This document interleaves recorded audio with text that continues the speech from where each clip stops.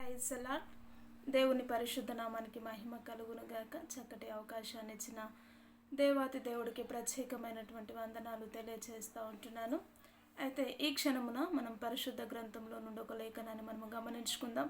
యోహాను స్వార్త 15వ అధ్యాయము 1 నుంచి కొన్ని వచనాలను చూసినట్లయితే, నేను నిజమైన ద్రాక్షవల్లిని, నా తండ్రి వ్యవసాయకుడు, నాలో ఫలింపని ప్రతి తీగెను ఆయన తీసి పారవేయును, ఫలించు ప్రతి తీగె మరి ఎక్కువగా ఫలింపవలనని దానిలోనికి పనికిరాని తీగలను తీసివేయును కదా.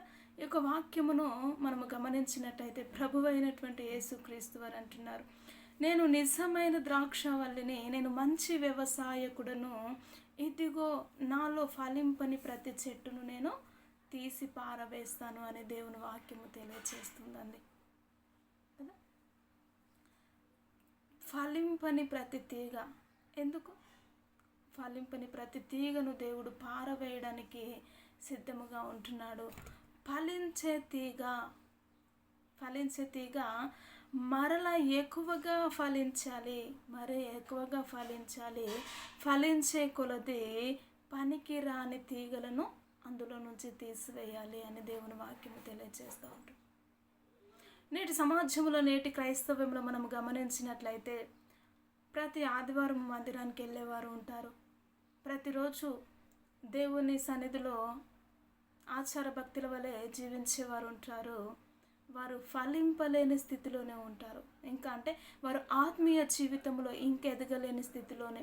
కొన్ని సంవత్సరములు మందిరానికి వెళ్తున్న వారు ఉన్నప్పటికీ కూడా వారికి సరైనటువంటి మారు మనసు అంటే ఏంటో తెలియని పరిస్థితిలో ఉంటున్నారు. దేవుడు అంటున్నాడు, అలాంటి వారి కొరకు ఇదిగో ఫలింపని ప్రతి తీగను నేను పారవేస్తాను.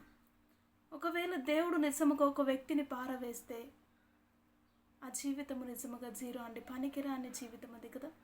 మనం ఎగ్జాంపుల్, కూరగాయలోంచి ఏదైనా పాడైపోయిన ఆ కూరగాయని తీసి దాన్ని ఏం చేస్తాం, పారవేస్తాం. అది డస్ట్బిన్లో పడుతుంది, చివరికి ఎక్కడికో వెళ్ళిపోతుంది. దేవుడు కూడా నిన్ను నన్ను ఫలించకపోతే ఆ విధముగా పారవేస్తాడు. పారవేసిన మరుక్షణమే నువ్వు ఈ లోకములోకి వెళ్ళిపోతావు. లోకములో అనేకమైనటువంటి బంధకాల చేత నువ్వు బంధించబడతావు. అప్పుడు మరణము వలన, పాపము వలన వచ్చు జీతము ఏంటి, మరణాన్ని నువ్వు సంపాదించుకుంటావు. కాబట్టి దేవుడు అంటున్నాడు, నువ్వు మారు మనసు పొందకపోతే నేను నిన్ను పారవేస్తాను. ఒకవేళ మారు మనసు పొందితే, నువ్వు ఫలిస్తే, ఆటోమేటిక్గా నువ్వు ఫలిస్తున్నప్పుడు అనేకమైనటువంటి వ్యర్థమైనటువంటి తీగలు, వ్యర్థమైనటువంటి ఆలోచనలు, తలంపులు నీలోకి వస్తూ ఉంటాయి. వాటన్నిటిని తీసి పారవేయాలి. అప్పుడు నీవు పవిత్రులై ఉన్నారు అంటే అప్పుడు నువ్వు పరిశుద్ధముగా ఉంటావు. పరిశుద్ధముగా ఉండాలి అంటే పరిశుద్ధుడైనటువంటి దేవుడు నీతో సహవాసము చేస్తాడు. కాబట్టి నేటి దినము వరకు ఫలించలేని వారు, ప్రార్థన జీవితాలు లేని వారు, కొన్ని సంవత్సరములు చర్చికి వెళ్తున్నా కూడా సరైనటువంటి మార్గములో మారు మనసు అనుభవించలేని వారు చాలామంది గొక్కొల్లుగానే ఉండే ఉంటారు ఈ లోకములో. కాబట్టి దేవుడు వారి కొరకు మాట్లాడుతూ ఉంటున్నాడు, నేటి దినము నుంచైనా నువ్వు ఫలిస్తావా, లేకుంటే పారవేయబడతావు. దేవుడే పారవేస్తే ఈ లోకంలో ఒక మనిషి ఎందుకు పనికి రాకుండా పోతాడండి. కాబట్టి ఒకవేళ దేవుని సన్నిధిలో నువ్వు ఫలిస్తే పరిశుద్ధుడైనటువంటి దేవుడు నీకు తోడుగా ఉంటాడు. ఆ తోడుగా ఉన్న దేవుడు నేను ఒక ఉన్నతమైనటువంటి స్థానంలో నిలబెట్టాలని ఆశపడుతూ ఉంటున్నాడు. అటు ఆశను నువ్వు కలిగి ఉన్నావా?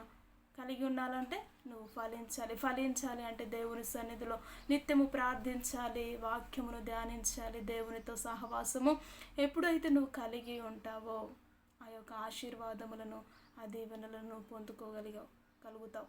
కాబట్టి ఎప్పుడైతే దేవునిలో నువ్వు ఫలించలేకపోతే విశ్వాసం నుంచి అధిక విశ్వాసంలోకి, మారు మనసు నిత్య జీవములోకి ఫలిస్తూ ఉండాలండి. ఉన్న స్థితిలోనే ఉండడానికి వీలేదు, నిలువెచ్చగా ఉండడానికి వీలేదు, పడి ఉన్న స్థితిలోనే ఉండడానికి వీలేదు. దినదినము ఆయన యెహోవా ఉత్తముడని రుచి చూసి తెలుసుకుంటూ ఆయనకు బహు దగ్గరగా జీవించేవారై ఉండాలి. అట్టి జీవితము నేటి దినము వరకు లేదేమో. ఈ సమయంలో అడిగినట్లయితే ప్రార్థన చేద్దాం. ఘనుడమైనటువంటి దేవానికి స్తోత్రం. నిజముగా ఫలింపని ప్రతి తీగను నువ్వు పారవేస్తావు. ఫలిస్తే అందులోకి అనేకమైనటువంటి తీగలు వస్తాయి. వాటన్నిటిని నువ్వు వేరుపరిచి పరిశుద్ధపరుస్తావు. పరిశుద్ధుడైనటువంటి దేవుణ్ణి మేము నిన్ను వెంబడిస్తే పరలోక రాజ్యములో చేర్చడానికి మీరు మాకు స్థానం ఇస్తారు. కాబట్టి అటు కృపను అటు ధన్యతను మేమందరము పొందుకోగలిగిన కృపను ధన్యతను దేవా మీరే మాకు మీరు దయచేయమని యేసుక్రీస్తు ఉన్నతమైనటువంటి నామములో ప్రార్థించి అడిగి వేడుకుంటున్నాము తండ్రి. Amen. Amen. Praise the Lord అందరికీ.